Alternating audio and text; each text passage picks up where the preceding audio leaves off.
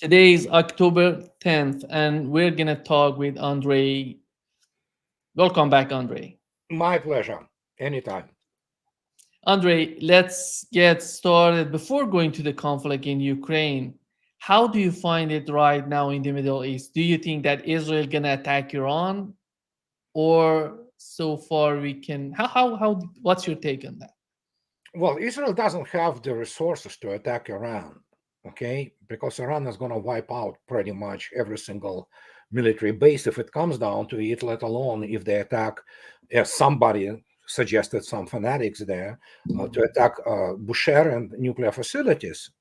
That will be the physical devastation of Israel because Iran definitely has the capability to do so. So they will need United States to do this, and obviously the all Arab countries which are on the way to Iran, they have been already warned that they will get it too, if they allow their airspace to be used. And so, yeah, and I believe last time we spoke with Garland and Scott beautifully described the whole situation that essentially you need tankers all over the place. And what is now in terms of air defense, and who knows, maybe some Air Force element with the newest Su-35s. This has been circulating for a little while now in the internet.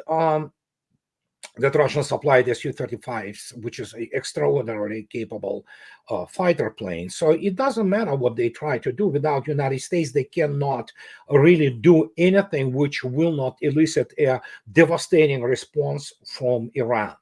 And we saw, all of us saw what they did and how basically this Israeli air defense was impotent to stop anything really in any serious quantities. So they can threaten whatever they want, but they cannot fight Iran really, especially on the ground. How can you fight it on the ground? The only thing they can do is to launch something at Iran. Well, guess what? 10 times more will fly back, so in response. That's pretty much it. Will they go for it or somehow United States gets involved into this? You cannot put it past the United States government, which is essentially owned by Israel. It says United States is an extension of Israel in many respects. It's a Zionist government.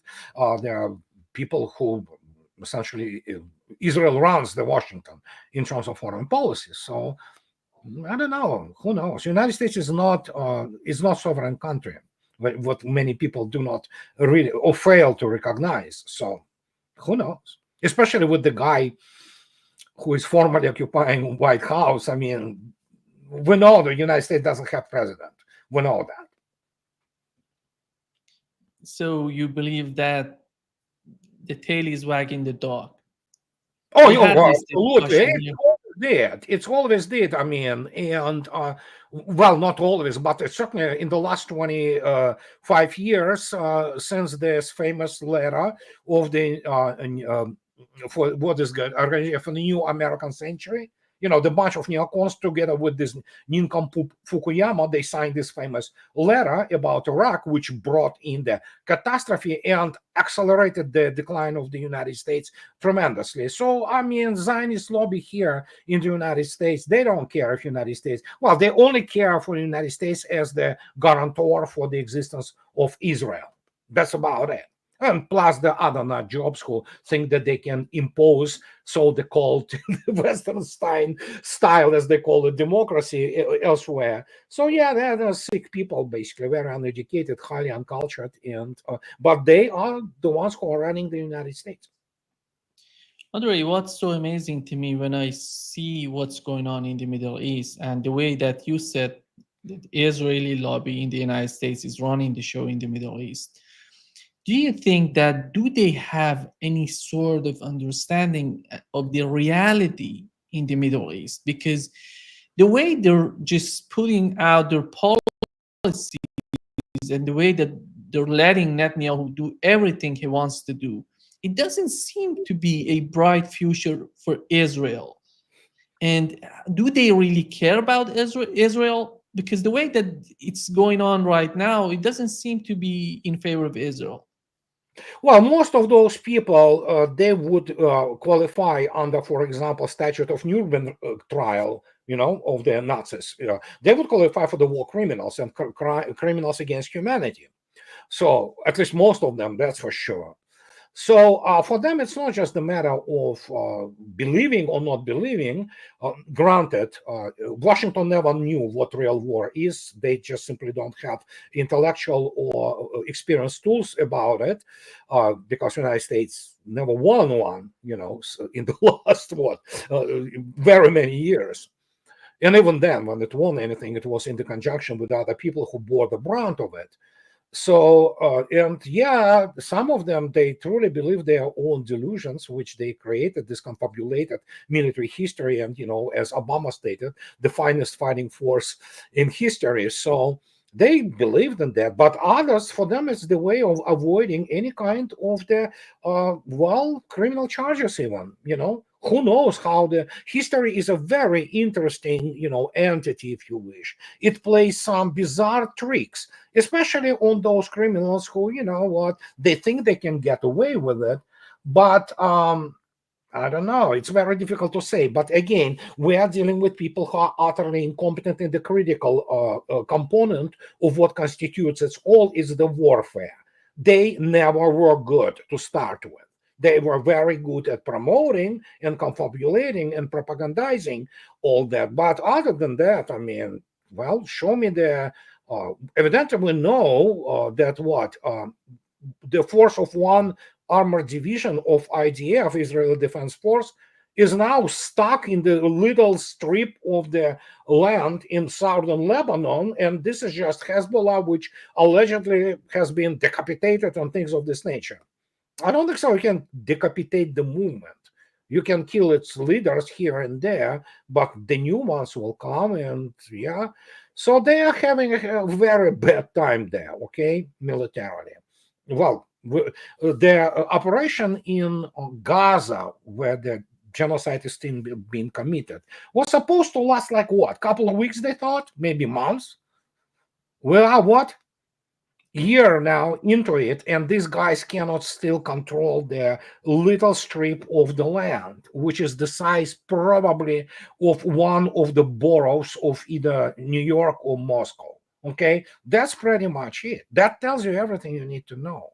So, and again, the only way they really know how to fight is to, just take off from some airbase in Israel, turn towards the sea, turn around, approach Lebanon from the sea direction, and launch it at Syria or somebody else. That's about it. It's primarily with impunity and launching it from primarily international airspace, and that's what we are observing right now. It's not so fair to compare Hezbollah or even Hamas to Israel because they have air defense system, they have fighter jets, and none of these two have any No, sort air of. defense, we saw what this air defense is against the real weaponry of the peer competitor.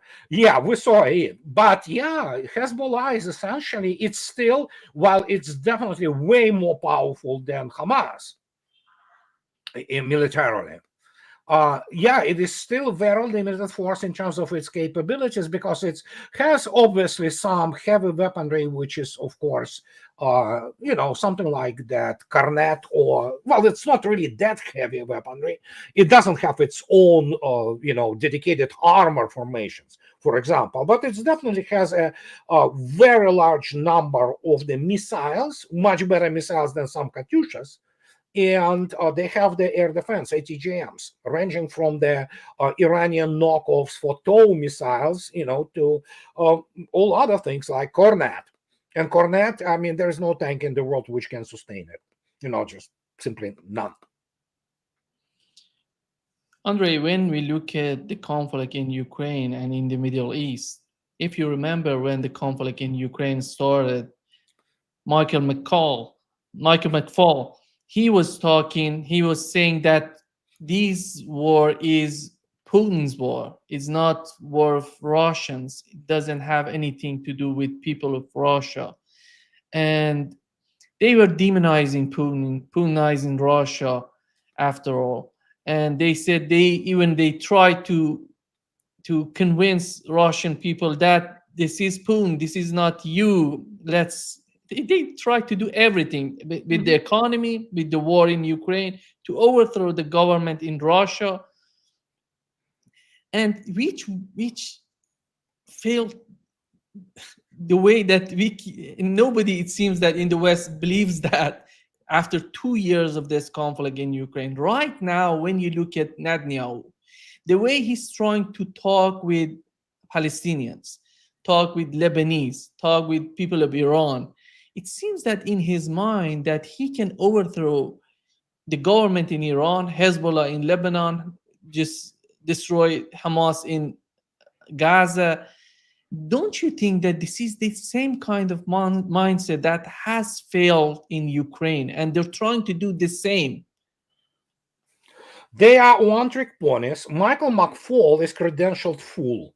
He is absolutely illiterate guy. His tenure as the U.S. ambassador was a disaster in Moscow. The guy has no clue. He is not a Russian scholar. He wouldn't understand the first thing about Russia. He never learned. So, but that's actually, he is a very typical of the American higher education and humanities. Stacked up buffoon, which has zero understanding of anything, let alone military, let alone balance of power, and let alone of geopolitics. Practically anybody in Council on Foreign Relations, for example, is buffoon. All of them, generals, all those so-called diplomats, most of them, they have no clue.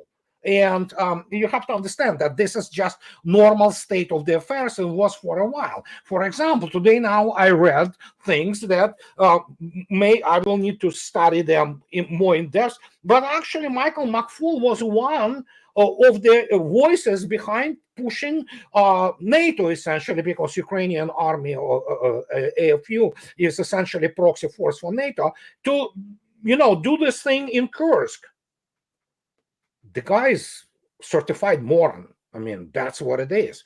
He cannot even speak proper Russian. He's basically like, how this guy is scholar writing some useless crap. I mean, the degree in something about, oh yeah, Soviet intelligence operations, that's his thesis. This is his PhD. Useless piece of paper, which anybody with the IQ slightly above room temperature can write. But this is the type of the people who are basically provided for the U.S. government. U.S. bureaucrats from middle to up level, they're pretty much the replication of the same this is the same pattern, basically, of the ignorant, highly uncultured people. And well, Michael McFall is just simply the media creation, as most of them are, And yes, this is the same mindset. They are one-trick ponies. They are incapable of going out beyond their comfort zone, because in this case, they need to drop off this pretense of American exceptionalism. Yeah, they cannot do that.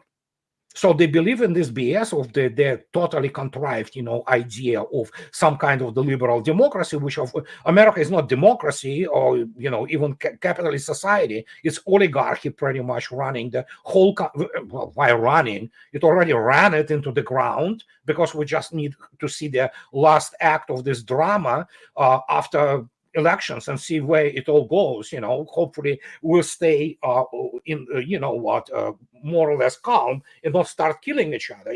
So that's what it is. These are the people. And as I already stated, America didn't produce a statesman in 30 years. The last statesman, whether you like him or not, was George Bush Sr.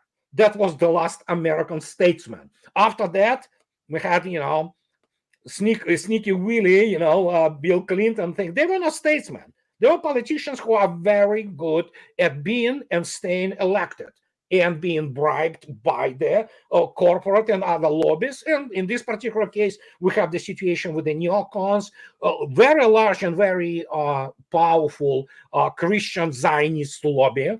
They're not really Christians, no, they are Americans. Their loyalties are to primarily Israel. So, and when you look at this is, wow, this is where we are today. That's where we all ended up. And you have these people who absolutely have no clue. They don't understand any operational, strategic, let alone the grand strategy level. America doesn't know how to do strategy. None of them has any idea how to do it and what it is. And there you are. We got the country captured by this delusion of the grandeur. And guess where we are now? We ended up. America has no resources to defend itself if it comes down to, God forbids, any kind of war, let alone to fight conventional war anywhere. It will be defeated catastrophically. But in this case, if Afghanistan hasn't been embarrassed enough, we see now the idea failing. They try to spin it, but the most of what we have today, yeah, they kill some Hamas and Hezbollah fighters, but you cannot kill the idea. And evidently, Hezbollah resists pretty successfully, even after all those, tricks of, killing people with the pagers and what have you. So, and now the genocide and essentially ethnic cleansing in Gaza continues. Now we have them attacking. Well, I guess that's the only thing they can do. They never really won anything, realistically. Last time Israel had a really bad situation at Litani in 2006, their armor force was stopped in their tracks, and they lost a bunch of those Merkavas, which have been, of course, propagandized as the best tank ever, They burned just fine, So, and that's what we have. We have people who are incapable, impotent to run to develop real strategies and policies. They do not have toolkit for that in terms of their knowledge, in terms of the skills, in terms of what have you. They're just nincompoops. There you go. Like Michael McFall. The guy won't be able to hold serious conversation with anybody who has any brains. Andrei, I don't understand this Israeli attack in the southern part of Lebanon, because it seems that they're trying to make a buffer zone. But does this buffer zone avoid Hezbollah to attack Israel? It doesn't seem that would be the case, because they're talking about they want to send their people to the northern part of Israel. They want to make some sort of buffer zone in the southern part of Lebanon. But when you look at this military operation, do you think, is there any sort of a strategy behind it? No, there is no strategy. I mean, these are all primarily contrived moves. And listen, as I already stated, from the get-go, on the 7th of October last year, I went on the record and I stated, there are no good people on both sides, okay? Let's face it. And if somebody thinks that I, for example, necessarily desire, the devastation on Israel, no. But I mean, I cannot forgive now Israel for what they did to Gaza. As much as I cannot forgive Hamas for what they did. Indeed, they did commit terrorist act. Let's keep this in mind too. We cannot just go. This is not Manichaean paradigm here, okay? It has so many shades of gray. So, and we have to understand what is happening. It's all about saving Netanyahu from, ending up behind bars. Then there you go. Was it precipitated by Mossad, or was it purely Hamas, initiative to do what they did on October 7th? But for Netanyahu, it was a lifeline. And guess what? Now, when so much blood has been spilled, when so many people have been killed, with some organizations say that actually up to 118,000 Palestinians have been killed. This is crime against humanity. There's no other way about it. So, and if that number, horrifying number, these are primarily civilians. These are not, for example, like Ukrainian soldiers. They're like, okay, there are about 1 million KIAs. Russians did. That's fight. Okay, that's war. So, but this is absolutely, just unacceptable. And when you look at this and you say, good God, where are we at now? Is there a strategy? There's no strategy. The only thing they are trying to do, these are, kinks, so to speak, those convulsions. Okay, let's go to the north of Lebanon, fight Hezbollah. Hezbollah doesn't have enough forces to really invade. They are very powerful paramilitary group, if you wish, and they certainly have the ability to recruit and prepare. But again, Lebanon itself is not cohesive as far as I know. Again, I'm not specialist on on the area there. I know Scott knows about it more than me, Larry, Ray, and our friends, they know way more than me about this. But even Lebanon is not a cohesive country. There are all kinds of people, confessions. There are Muslims, there are Christians. There are all kinds of things, and Hezbollah is just representative of the one part of that. So another matter that Hezbollah has there, what Hamas doesn't. Hezbollah has the access to the pretty long-range weapons, and we're talking about not some Katyusha rockets, and not even the what's the name of it, Iranian ballistics. Of course, Iran will not provide its latest, but for example, it is a confirmed fact that they do have at their disposal whatever the launches are. I know Syria has those launches, what is called, of course, the Bastion. These are shooting the supersonic P-800 Onyx. In this particular case, this is Yahant, which it is the export version, and a 3-kilometer range. It's limited by the regime of the non-proliferation of the missile technology. It's not a treaty, but it's. And if that's true, yeah, Israel has all reasons to worry if they will be able to launch it, because their air defense will not intercept it. So we have the conundrum here, so to speak. But Netanyahu completely destroyed any moral justifications for Israel after what has been committed to people of Gaza. And now they're doing this to Lebanon, and they're just killing people. So this is what they're good at. They're not really good at persecuting, especially meeting any kind of the serious force. Andrei, do you think that if something happens between Syria and Israel, let's assume that, what would be the reaction on the part of Russia or even Iran, in your opinion? First, there is now the serious treaty between Russia and Syria. Russia, many people misunderstand again. They completely misunderstand. That is why people misconstrue it constantly, or rather construe it as some kind that Russia is obliged to defend Syria. Many people do not understand. Russia and her air defense systems are there to protect primarily Khmeimim air base, which is military base, and obviously Tartus naval base, which Russia has now the possession or lease it for 99 years. Will Russia interfere if something happens to Syria, albeit Syria has her own, armed forces? There is certainly a possibility that Russia will defend Syria. But I know Netanyahu has been warned about it. They can continue to do what they were doing for the last 8 years, basically, attacking primarily Hezbollah targets. Obviously, there is no doubt that Hezbollah and Iran are omnipresent in Syria. And, for example, many people in Syrian armed forces, they are very much inclined not towards Russians. They are inclined towards Iran and Hezbollah, which, of course, helped them until Russia in 2015 really went in big time, and ISIS have been driven out and basically demolished, with the remnants being saved by United States and Great Britain. So, and in this case, who knows? Difficult to say. It definitely needs to be looked at from the judicial point of view. But of course, as I already stated, Israel has been warned, so because this cannot continue like this. And for now, they just do what they do.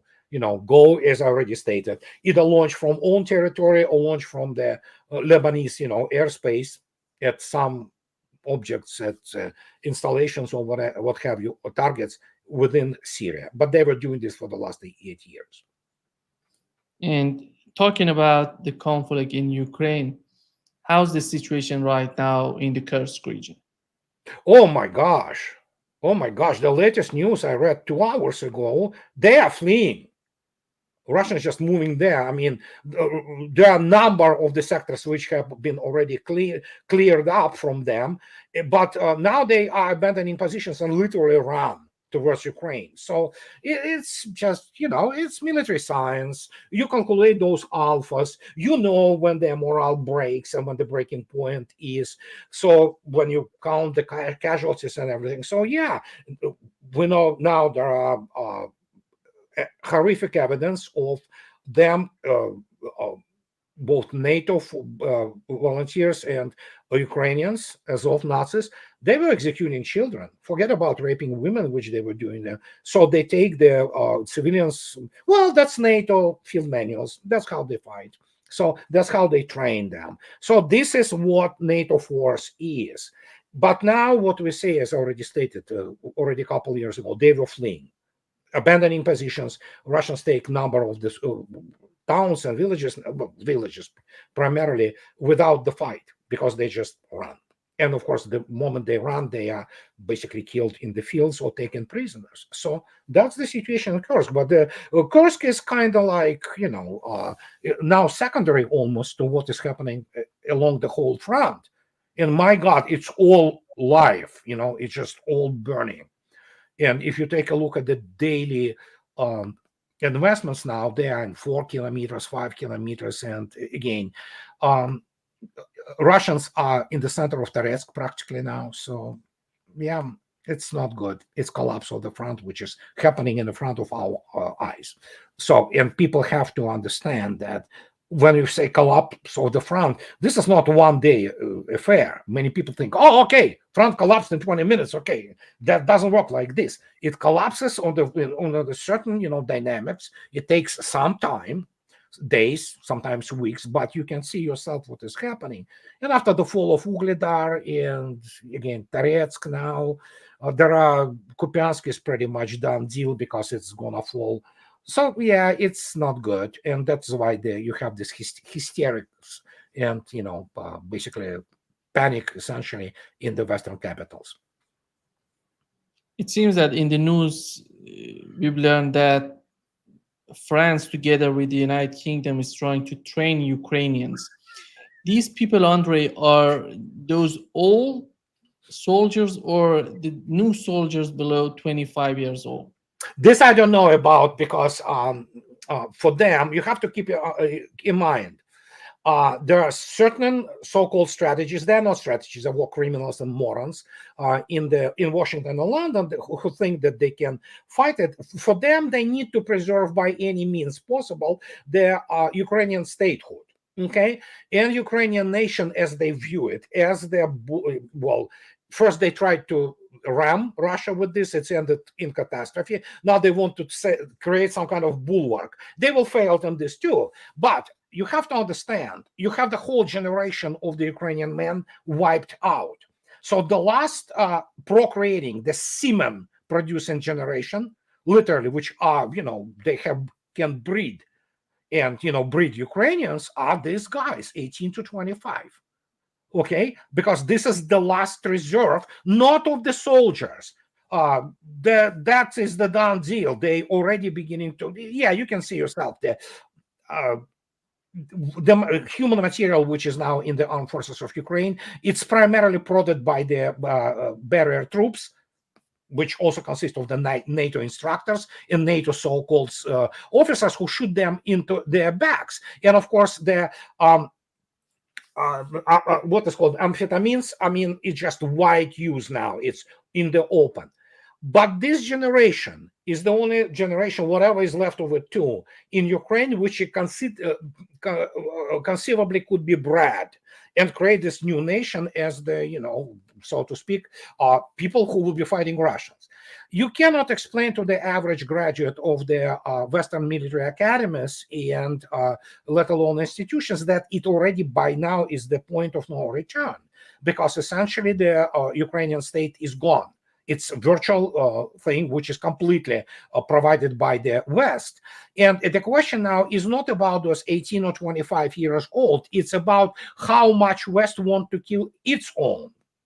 And combined West, it doesn't have the taste for it. It never did, really. It's cowardly. Militarily, it's covered. I'm not saying that all military are people covered there. No, there are many, professionals and courageous people, but primarily it's militarily on strategic level are covered. They never fought real war in their lives, and so now they face the situation.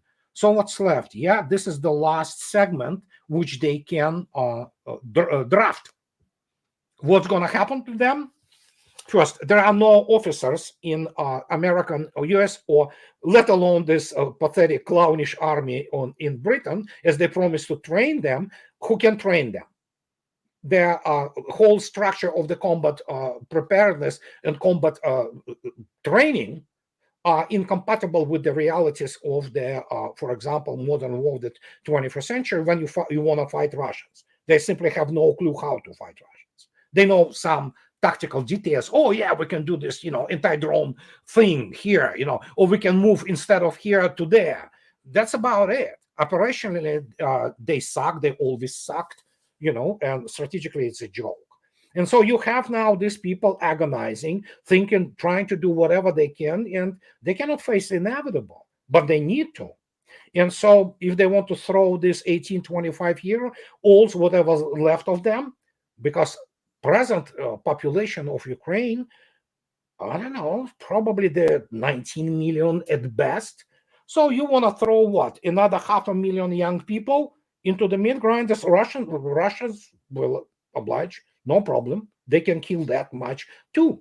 But what are you going to do after that? The country is disintegrating. The nation is decomposing demographically, socially, and culturally.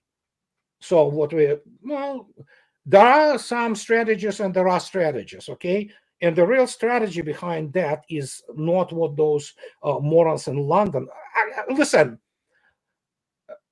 any British general is a joke, okay?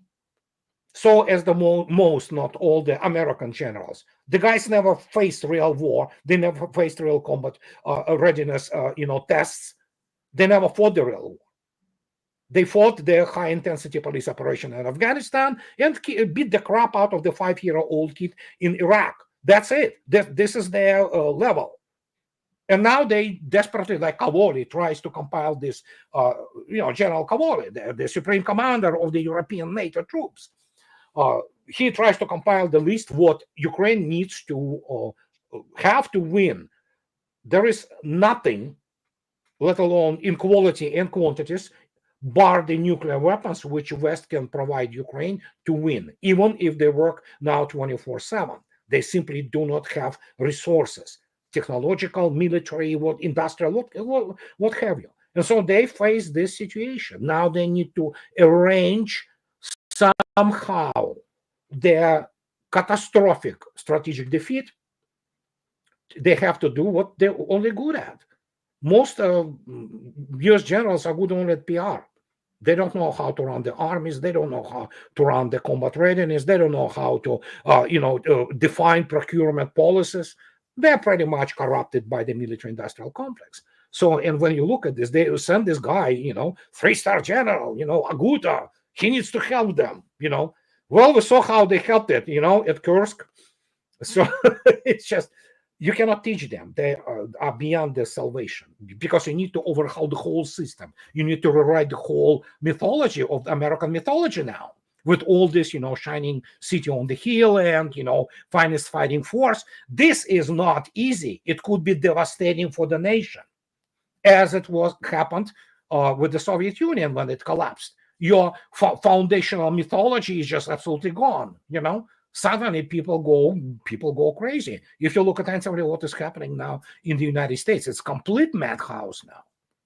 And especially, of course, being prodded by the absolutely disgusting, US media. It's just absolute human trash, which is, represented by them. So there you go. Yesterday, Lavrov was talking about that they're concerned about the United States sending long-range missiles to Ukraine. It seems that in the eyes of Lavrov and his administration and the government in Russia, this could escalate the situation, the conflict between the United States and Russia.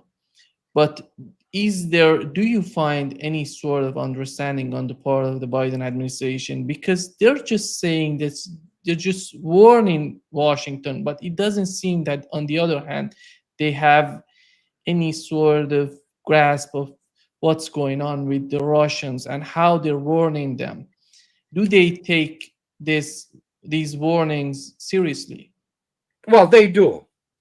But well, even they understand that. But you have to understand first. We need today's confirmation that first from London, when Starmer tells Zelensky that no, we're not allowing you to launch it. Yeah, right, as if they didn't before. You have to understand. United States doesn't have weapons which are really long range. What they have, as Cavoli wanted, Cavoli compiled the list, and said, okay, we need JASM. What is JASM, for example? This is the most advanced thing they can give to Ukraine. ATACMS is a standard target, for Russian air defense. And guess what? They've been shooting ATACMS all over the place. They just 3-kilometer range thing. No matter how you try to rearrange it, you know what? It's going to be shut down, most of it. And you're not going to get to, for example, to, let's say, Moscow or Voronezh. They have JASM. Now, this is not just JASM, which is extended range, which is about 900 kilometers. They are talking about 370 kilometers JASM. Well, I have news for everybody who do not understand basic tactical and operational things.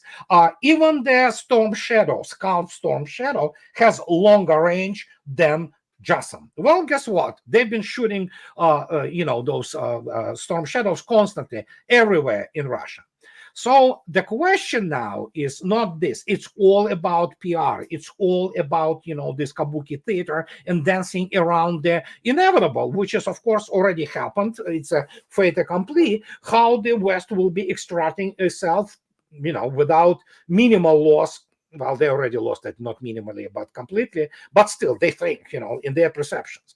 So the question here is, for example, PD-2 drone, American drone, number of them have been shot down, has the range of 1,000 kilometers. Okay, and it has been launched all over the place for a while now, and they were flying well into the Russian territory. So there's nothing new about it. What is this all about is to put the gun towards, the temple of the United States and NATO and say, well, you have got to declare it openly. And because no matter what you do, it's just the matter of air defense and basic tactical literacy, to understand that it doesn't change anything. And Russia said so much. It will not change anything. So, and what's going to happen, however, after this first time Russia produced a real red line, including as it reflected in the updated nuclear doctrine. So you want to try it again? This time you will get it personally. And that's what was this all about, is to dragging out those cowards in Washington and London from behind the backs of the actually million killed Ukrainians and others into the open and say, no, we're not going to be talking to you through your proxy. We're going to be talking to you directly now. And this is what was this all about, including this thing of the warning about the long range. Do you want to declare it openly? Because once you declare it openly, your basis, for example, like authority on the Crete for just one example, for Great Britain, or United Kingdom, or there are so many wonderfully fat, immovable, and undefended American bases in the Middle East. Russia can start from that. It can demonstrate, and this will be much worse than even when Iran, attacks this. So that could be a warm up. Do you want to escalate? Do you have means to escalate? What are you going to do? You're going to provide JASMs with a range of 900 kilometers. Well, then you'll get the Poland. You'll get some airfields already in the NATO territory. And this is how it works. Escalation to the nuclear threshold is a complex thing. It is really, the very interesting dance. Russians can afford it because Russia has the escalation dominance. Again, sink a couple of the French frigates. Why not? What are you going to do? Launch nuclear missiles at Russia? See what's going to happen after that. This is now, in the open. And that's what it was. Russians were waiting and waiting and waiting. They were warning. There were not those red lines. This is the first red line in the 2.5 years, which was, it's second red line about NATO expansion. But now it's a real serious operational strategic red line. Do they want to try? They don't. They know it. And, what can I say? This is what is this all about. And long-range missiles, well, yeah. Today, Starmer says, no, we're not allowing it. And then, Pentagon says we're not allowing it. Of course they don't. Because the moment it's de jure, because once you have the press secretary or speaker for any serious government organization of any country coming out, like Mrs.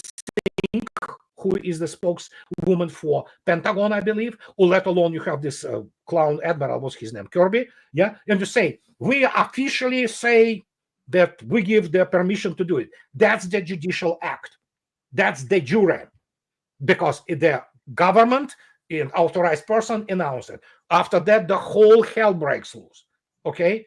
And they are afraid to do it because they know what's going to follow. And there you go. So we have constantly, we're not allowing, although, of course, it was happening and Russians are dealing with this. That's why they say, no, it's fine. It's not going to change anything. But as a result, you will get it now, There you go. That's what is this all about. Zelensky is talking about the second peace talk. Yeah. Yeah, it's a joke now. Unbelievable. Andrei, do you find it right now that Russia would be interested to talk with Zelensky? No, Russia wants to talk directly with the United States. I understand that. But what role Ukraine can play in those negotiations? None. Ukraine is not even a country anymore.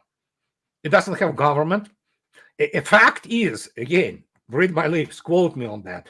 Ukraine doesn't have a state of Ukraine. It has some kind of, illusion of government. It is a completely virtual country. It is the figment of wild and vile imagination of Washington and London. Anglo-Saxon, thing. They created this zombie. So do you negotiate with zombies? No. There you go. Zelensky represents nobody. He's expired president. They have expired parliament. They don't have economy. They will not have economy, which will be restored to any. And I'm talking about real industries. They will have, agrarian sector, no doubt. Eventually, they will have whatever is left of them. They will have probably, I don't know, 30, 40,000 police armed with Kalashnikovs and having their police cars, That's about it. That's what they will have if they will continue to exist as such. Ukraine, as the whole idea and political construct, is gone already. It's just a matter of how it's going to be arranged. And that's why they're so desperate in London and Washington. On October 22nd to 24th, we're going to have the BRICS summit in Kazan. Oh, yeah. Yeah, we all have. When you look at the list of the leaders who are going to be here, you see everybody from the Middle East, from South America, and everywhere. And Andrei, recently Donald Trump in a video was talking, this is all about de-dollarization. And here is what Donald Trump said in terms of de-dollarization. Yeah. And it's had moments of greatness. But I think it's a declining. It's so sad what's happened. We're a nation in decline, and we can't let it be declined. I'll give you an example. We're going to lose our monetary base very soon because countries are going off the dollar. I'm going to get them back on the dollar. I'm going to say you got to go back on you're not going to do any business with you got to do it. But I do think this. where I really agree with you. We have tremendous potential. Yeah. And I say it, make America great again. Yeah, he's addressing the issue, and he says, Yeah, he "I'm the does. guy who can fix it." It's like 50-50 what he said. And again, Trump definitely much smarter person. I don't like the guy. I mean, I think so he's blowhard, especially like his funniest statement that, oh, I will make everybody go to dollar. Well, it's too late now, because the fundamental, the only thing on which dollar rested, the myth of American military power, has been completely destroyed. And it was annihilated humiliatingly. And it wasn't just Afghanistan. No, Afghanistan was just, and Iraq were first birds, so to speak. The Black Swan came on, with the start of the special military operation. But he is definitely correct in a sense, in two fundamental senses. First, and I am on record also, as much as America is being destroyed, and I'm American citizen. I love this country. We live here. We lived here for 30 years. I agree. Unlike Europe, America still has a potential. She still does. She still has some resources. And you know what? It is especially primarily about if the American white middle class and, middle class of people who consider themselves Americans, be them blacks, or be them whoever, they call African Americans. They're really black people, Americans. They're black Americans. So those people who say that I'm African American, well, I'm sorry, guy, then you're not American, So, America has this. But the problem is, does even Trump have a plan for that? No. It has to come through the complete overhauling, as I already stated, of the foundational myth, which also means what? As I already stated, I mean, you can literally remove most 90% of the humanities education from Harvard, Yale, whatever. Okay, don't touch the law school, which is, of course, you need lawyers and all that, kill those journalist schools. It's useless. It's fraud. Kill all those, whatever they study, those, let alone gender studies and things like that. Kill those history departments. They teach not history. 90% of them, they teach garbage. They teach this delusion. And when you look at this, that's where it has to come from, because America needs new elite. Does it have new elite? You know what? There are still some common sense people, but they are not allowed to deliver of power. And we know that practically U.S. Congress is corrupted through and through. They are all bought and resold and bought many times by all kinds of lobbies. So unless this elite is beginning to implode, but America, unlike Europe, has a chance. Do I believe that Trump can bring up this change? No. But he's certainly better than what is the Democratic National Committee and its corrupt, sectors which support it. They will kill the United States for good. So in this case, this is a pretty easy choice, as much as I cannot tolerate Trump. I barely can sustain his BS, but at least he has those, how to say it, moments of the clarity. He comes out and says what he just said. But the problem is, it's too late.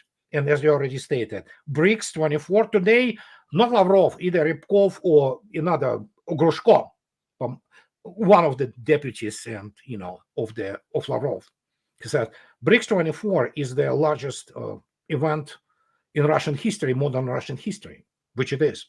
The whole world will be there, and guess what? Everybody knows already what's going to happen. Russians say, okay, let's do Petro Yuan for now. Okay, because the last thing they did 2 days ago was to actually transfer all their trade with the precious stones, which is, by the way, a huge market, into also rubles and yuans and all kinds of the intermediate currencies or whatever the new currencies. So yeah, BRICS, good Lord, it's the end of the dollar de jure. The fact that it's done. I mean, it can still, again, United States can still kind of project power to some, nothing wrong with the Congo, if you wish, and maybe make them do it, but not anymore. Europe became the just merely peninsula at the largest, landmass on the earth, which is Eurasia. And now you have what? Yeah, you have all biggest figures in the world. Mr. Putin, Mr. Z, Mr. Modi, all of them. Africa is there. Iran is there. Mr. Aliyev comes in. Azerbaijan becomes this critical link now to the north-south corridor. It's just the whole world just basically rearranged. And of course, we have Mr. Gutierrez, the Secretary General of the United Nations, being invited there, evidently to be introduced, to the new world order, how it's going to happen and how it's going to run the things now. It's just mind-boggling and earth-shaking change. It's historic change on unprecedented scale, okay? And this is, of course, the end of the West's domination. Well, it was over for a while. It is just basically arrangement and de jure declaration of the new world order. And anybody who is anybody, they understand what is happening. Reason? Very simple. They shouldn't have started the Maidan, basically coup by neocons in 2013 in Ukraine. I wrote in 2014. You can go back to, it was, I believe, December 2014. I might be wrong, off by a month or two. I wrote it 10 years ago. What Combined West just did, it signed its own basically death sentence because they already sustained catastrophic defeat. They don't know it yet, but guess what? 10 years later, and here we are. In what? 2 weeks, we have BRICS 2024. We will have essentially new United Nations and the new world order officially declared. Andrei, to wrap up this session, it seems that, as you mentioned, many people in the United States are thinking that Trump would be a better choice. When we look at the conflict in Ukraine, he says that in 24 hours, he's going to put an end to the conflict. It's impossible. It's not even... Typical Trump, he's so typical, yeah, sure, yeah. When it comes to the Middle East, we know that he's in the hand of Zionists. Well, yeah, Adelson, he's financed by his widow. So, yeah, he is. His daughter is essentially, people say that Kushner is the Mossad asset for all intents and purposes. So, yeah, the guy is deep in the pocket. Yeah, we know that. And when it comes to China, what was his policy in his first term? Just putting tariffs, new tariffs, increasing tariffs. All of these policy are one of the main reason of the dollarization. How? It's unbelievable. I know, you just, dudes, I mean, what the hell? But evidently logic and understanding of causality is not strong anymore in the United States. It used to produce pretty smart people, but evidently they have issues with causality. The reason they have issues with causality, first, they are very uncultured people, most of them. They are very ignorant, and they cannot put two and two together. Those who can put two and two together, they are still limited in their reactions by this ideology and being brainwashed that United States is exceptional. It is exceptional in many respects. It's probably the most beautiful country in the world. Only Russia comes second. Well, I mean, I'm talking about North America. And then, of course, we have Patagonia. But what we have as a whole continent, United States is stunningly beautiful country. It's just absolutely mind-bogglingly. That's what I love in the United States. So it is exceptional in this respect. Does it have people with some exceptional ability? Some of them are.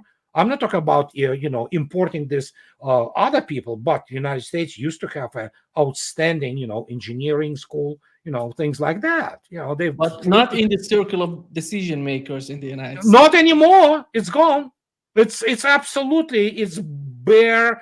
It's absolutely bare field of the nincompoops, people without any practical skills. And even among those so-called, the technical people, probably who I'm talking about, they're stuck in the 1990s. They don't understand that the world changed, and they don't have intellectual and moral toolkit to accept change or either adapt or die. And that's the problem.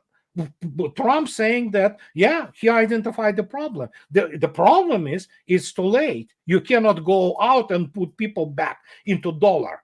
Dollar is dead. It's just the matter of how it decomposes over time, period. You kill person, God forbids, the person still, sometimes if it's the deadly wound, it lives for a while, then it dies, and it still stays warm, even the rigid borders, I think so, they still, you still kind of warm, and then your body begins to decompose. It takes months sometimes to it completely decompose, that even DNA, not DNA, I mean any kind of the forensics cannot be performed on it. And this is exactly what is happening. Once this pillar of this mythology, Hollywood, Top Gun Maverick, Rambo, we're going kick ass, our special forces are the best. We just kicked Iraq's ass, Once this pillar of this fake military accomplishments and, has been removed, and this propaganda, this whole, curtain has fallen, what you see indeed, you see the pretty old guy, pretty, flimsy and, pretty feeble even, behind that. We have the classic Wizard of Oz thing and say, so here you are. We can see you for what you are. And this already happened. And I already stated, this is what many people didn't notice. Russian military, and I know it is for a fact, it laughs at this operational planning, and this is just like, are they freaking that bad? Yes, they are. They're really that bad, And I spoke on a number of the issues because you basically can take most of the field manuals for the U.S. Army and throw them away because they need to be rewritten completely, because they do not even adhere to any kind of the sort of the reality, technological, industrial, all which actually influences the balance of power in the world. But instead of smart people, instead of competent militaries who understand how and what it is, you have all those political science PhD Mencken, famous, morons with PhDs, who won't be able to run the freaking 7-Eleven store. And they sit and write those doctrines, and they sit and suggest all kinds of those military, political, and other decisions. They have no abilities to do that. They absolutely have no, not clue. I mean, the basic capabilities to command and control and manage such country as the United States, which has been sold out to the transnationals. It's all about money. They're making money. They don't understand how economy works. And as a result, we have what? 35 now trillion national debt. People say, oh, yeah, we print, dollars. It doesn't matter. Oh, yes, it matters. Because now you have to service this debt. The first day you say, we cannot anymore service this debt because United States already cannot. It's over. It's a collapse of the whole bubble, and it's that there is another bubble of the derivatives. And some people say, I don't know, I don't care, whatever. But the point is, it's almost, some people say it's 120, others say it's $350 trillion. These are all fake money. These are all zeros in the computers. They are supported by nothing, zero, the air. And everybody who has any brains left, they understand that. Yeah. Thank you so much, Andrei, for being with us today. Great pleasure as always. My pleasure. Anytime. Bye-bye. Bye-bye.